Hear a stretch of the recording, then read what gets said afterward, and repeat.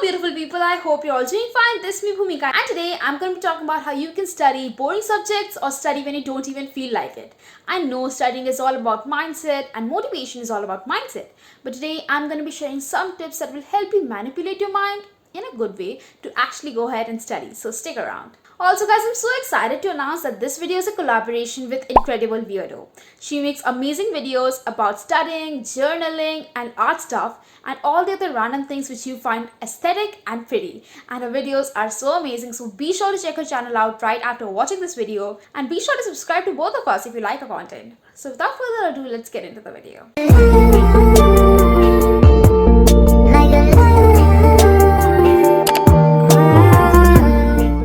Dig deeper. The one very important thing which you should know is why you are studying a subject. But if you're studying just for exams, then that's fine as well. I mean, there are some subjects which you know that you're not going to use in real life and you're studying them just for exam.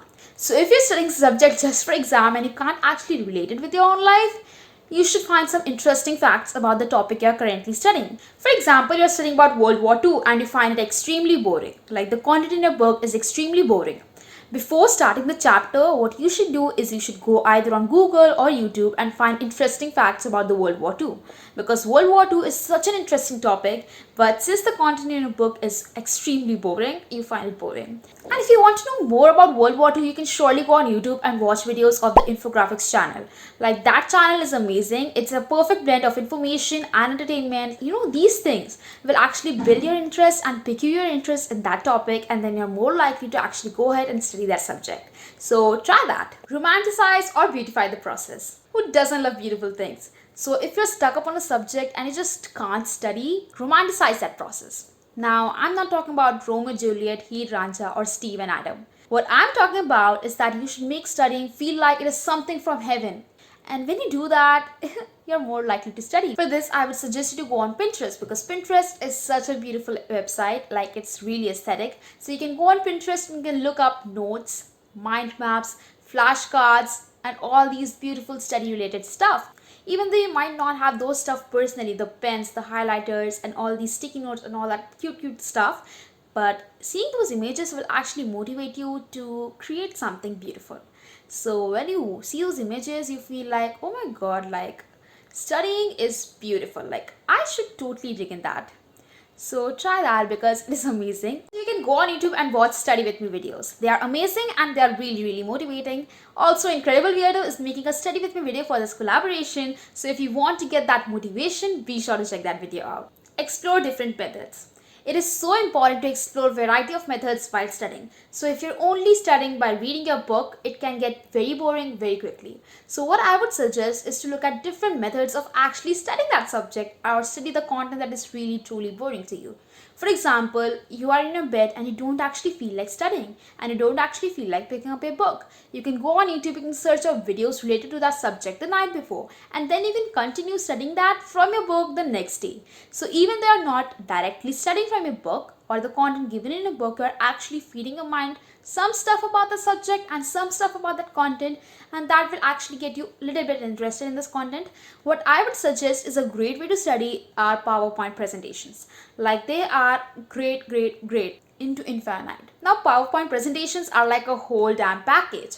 They look aesthetic. Along with that, they have all the content in bullet points. So it's easy for you to just read it and understand it, and quicker as well. So once before starting the chapter from your book, I would recommend you to find some kind of PPT related to that topic which you are going to be studying and just go through it once. And that will actually give you a bit interest in that subject, and that will actually make you feel like you can study because it does not take up a bunch of your time as compared to a textbook. So do that. Like PPT are a whole package. You should take advantage of that. Pay attention and ask questions. This is an important tip, guys. Like unless and until you go and pay attention in your class, you don't totally know that it is actually boring. The subject is actually boring.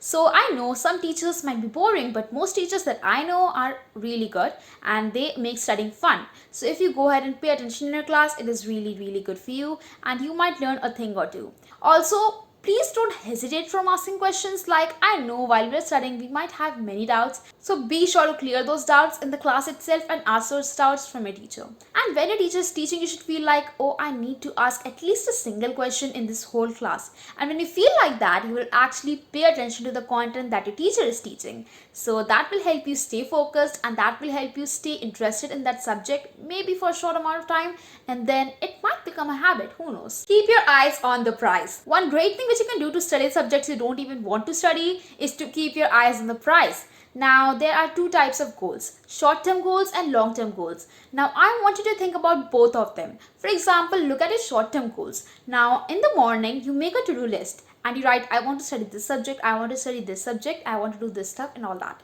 Now, the short-term goal would be to think that, just imagine that all the items of your to-do list are ticked off. Like, just imagine, like, how satisfying is that? And that should motivate you. Like, the feeling of relaxation, the feeling you'll feel when you complete that to-do list for the day, that should motivate you. That is a short-term goal, and that will give you motivation as well. Now look at your long-term goals. For example, you want to get in an amazing college, and for that you need to study the subject which you're studying right now. So when you feel like that, and when you feel like that subject will actually help you in your future and will actually help you achieve your dreams, that should motivate you. So there are two types of motivation, short-term goals motivation and long-term goals motivation, which you can get by thinking about those goals and connecting it with your present. Like, what can you do in the present and what should you do in the present to actually fulfill those goals and get those goals. So yeah guys, that was it for this video. Be sure to check out Incredible Viewers channel. I'm reminding you once again, and thank you so much for watching. I am so grateful. Like, we are so close to 500 subscribers and I'm really grateful for that. Also guys, I'm soon thinking of coming live, so let me know what timing works best for you or what day works best for you, so I can actually plan it ahead. Also guys, thank you so much for watching. Stay happy, stay healthy, stay safe, and live your best life. Don't worry, baby, don't worry. Go and get some sleep, why you always in a hurry? You got bigger things